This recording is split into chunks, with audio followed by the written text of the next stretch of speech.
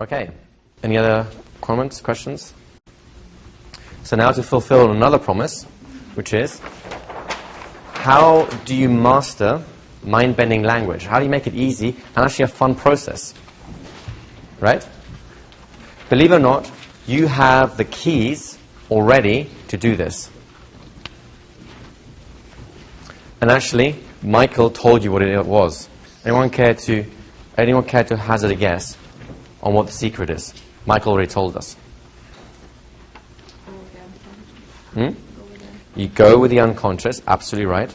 But here's the thing. Sometimes people just say, just trust your unconscious, and it becomes like an empty prayer, like, I hope my unconscious knows because I have no idea, right? So how do you make sure that that's not just an empty hope, and actually become something which is a vehicle for actually getting a result? Because I'm really results-based, right? Maybe I'm a type A personality, I don't know, but I want to get results. So any ideas on how you can train your unconscious to make sure it gets to where you want it to go?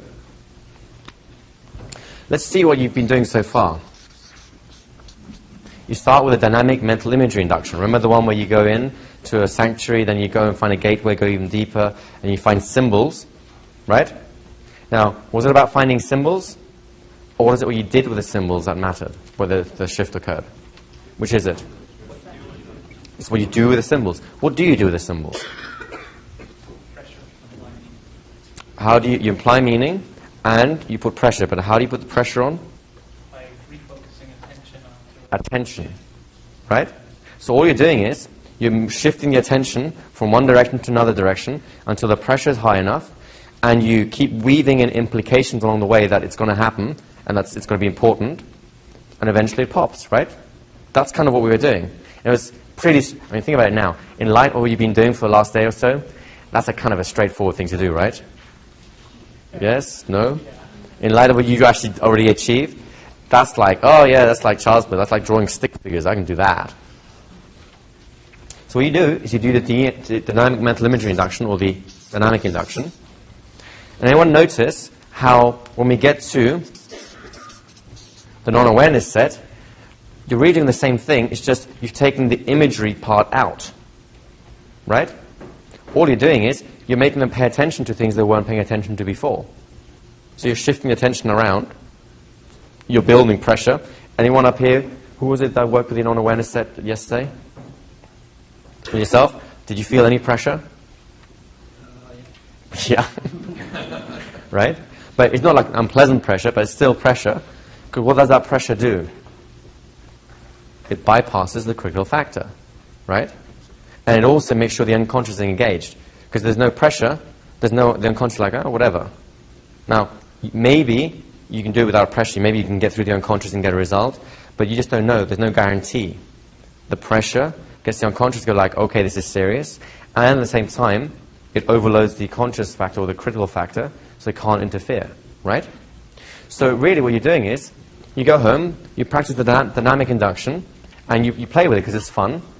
And what you're really doing is you're learning how to apply pressure and how to imply meaning, so that you find the right places to put the pressure on, the right places to put attention on, and the right kind of meanings to imply so that it happens, right? If it doesn't kind of come out, no problem. It's just a fun little thing you go through, right? But really, it's actually quite straightforward. It's easier to get the result than not. And of course, there's skills within this, like the echo effect. You know, you use the echo effect to add attention. You have the skill sets like, you know, finding a new symbol, which you then reapply back to the original symbol, right?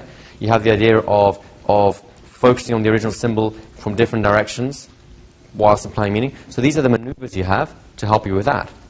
Now, when you take that out, you're left with an awareness set. What aren't you aware of? So when you scan your body, what are you sensing right now? That becomes your symbol, right? That or the next thing, like which of your hands feels heavier right now?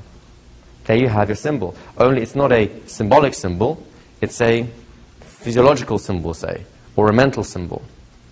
But you're doing the same thing. So once you get good at this, doing this becomes really easy because you're shifting attention, and all the maneuvers you have for you're still doing the echo effect, you know what's happening right now? Well, I feel comfortable. You really are, aren't you? You're really feeling comfortable. You're sitting there feeling comfortable, And did you know it's going to happen? No. So you're sitting there, feeling comfortable. What's that called, by the way? The blackjack rule? The law of compounding effect. You're sitting there, feeling comfortable, and you have no idea why. That's the next suggestion that reinforces that one. You're sitting there, feeling comfortable, you have no idea why. I wonder what it means. You're looking at that piece of paper, and you can't read the script. You're looking at the paper, and you can't read the script. You know it means something, but you can't read the script yet. Have I essentially done anything different? It's just easier to work with the imagery symbols because we're more used to interacting with that. It's something that fits our mindset a little bit more. If you take those away, you're doing the exact same thing, right? Now, we move on to mind-bending language. What do you do with mind-bending language? Now, it's not just now you're using words to disguise the fact that you're shifting attention.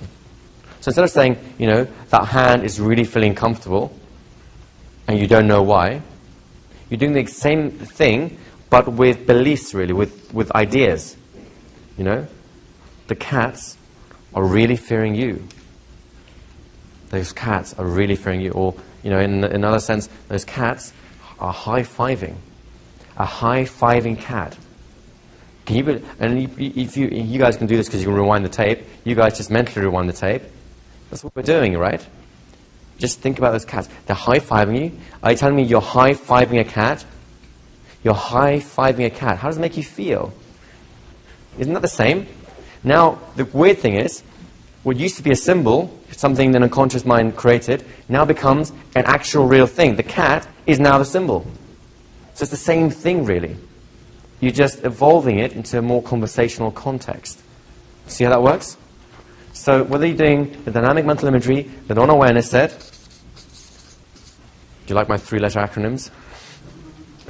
Or your mind-bending language, you're doing exactly the same thing, which is you are shifting attention, you're applying pressure with the shifting of attention, and you're implying meaning. The implication now, you weave in between in the mind-bending language, and it also comes from what is the result of your shifting the language around a little bit. So you start off with a simple one, and when else it becomes a no-brainer, you automatically shift into this one, and as this becomes like a totally no-brainer to you, in other words, you've become consciously and unconsciously competent in it, this one is just a half step away. These are all half steps from each other, and they're a natural transition. So if you wanted to do work, you could literally start tomorrow using the PCAT formula, and the C and A bit, you start with a dynamic induction. And then you do that for a couple of weeks, and it's like, okay, I'm getting bored of this now because it's just too easy. Then you end up doing the non-awareness set instead of the dynamic induction as part of your CNA steps. And then after a while, that becomes a little tedious, so you go, all right, let's just really mess with people.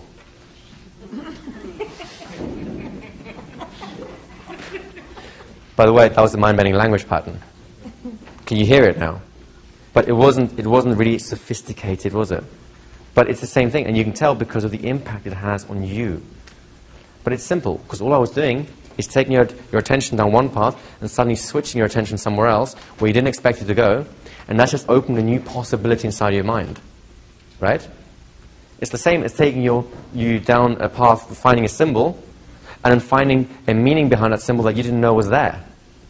It's exactly the same thing, right? Did you see how this works?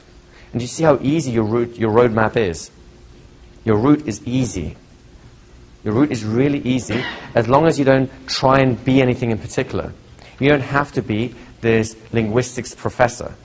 You don't have to be, writing these 15, sentence constructions out that blow people away. All you have to understand is, am I switching attention? What do I switch it on? How much pressure is there? In other words, enough that they can tolerate it, but not so much that they overload, but enough that they do overload. You see what I mean? And what implications am I weaving in through the whole process to make sure it's steered towards a certain direction, but not too much so? That's it. If you think about it in these terms, and you think about actually going home and doing this, how much easier does that seem to you? How much more within your grasp? Right? It's not rocket science. can't add up. There's a question back here. Can we have a microphone? Yeah, I'm going through an experience of a person that's very close to me. She's going through a divorce, and she was in an extremely abusive, both physical and mental relationship with her husband, and has 2 small kids. And of course, coming from trying to get out of an abusive relationship, I mean, where there's physical abuse, can be really hard. And I wanted to see if I was doing what you're talking about. I told her last week there is a motivational speaker that Jim Rohn, and he said that, and I forget the exact context, but I told her the story that if you see baby bear cubs, don't mess with the baby bear cubs, because the baby's bear cub's mother will kill you, will kill you dead. And got that symbol in her mind that she is now the mother bear, and she's protecting her cubs, her 2 little boys. And every time I talk to her, I reinforce that symbol that she is like the mother bear. Is that what you're talking about as far as giving a symbol to change someone's self-image? Kind of. You're doing kind of a more conversational version of the dynamic induction, right? You've given her a symbol that her mind likes and is attached to. It's in some respects what we have, again, sorry to use Dave, it's just a great example for it, with Dave with his high-fiving cats, right? That's become a symbol of fun, of achievement, actually, in some way, right? And it's the symbol that symbolizes the whole change of attitude that he has within him. Now, actually, you know this. You like this. You know, in Asia, they have these I don't know, the lucky statues are little cats with a waving paw that does this. Have you seen those? I'm going to send you one from Thailand. I can just see him going home at night going, "Cha! Oh yeah, I'm feel good." But yes, it's a symbol. So we're working at this. Although we can work at all these levels at the same time. And what these things do, these are exercises to sensitize your minds to look for certain things. In one you look for symbols, in the other one you look for experiences, and the next one you look for actual words. But you're doing exactly the same things. Shifting attention, adding pressure, adding implication, until the whole thing just goes pop. Those are the only things you're actually doing. Now, whether you're paying more attention to the symbolic element, or the experiential element, or the linguistic element, hey, who cares? Your clients will never know, because they don't know what you're doing. They're not going to say, hang on a second, I thought we were doing mind-bending language today. What are you doing suddenly going into like a dynamic induction, bringing symbols up for, eh? My hand feels heavy, but what about all these other stuff? I want to have some, funky little jivey thing going on with the language here. They don't do that. All they care about is, does the problem go away? Right? So again, do you see, this is the same thing in different formats. It's just this is easy to grasp. This is a little less easy, but still easier once you've got this. And this is the same as those two, just in a slightly different arena. That's all you're doing.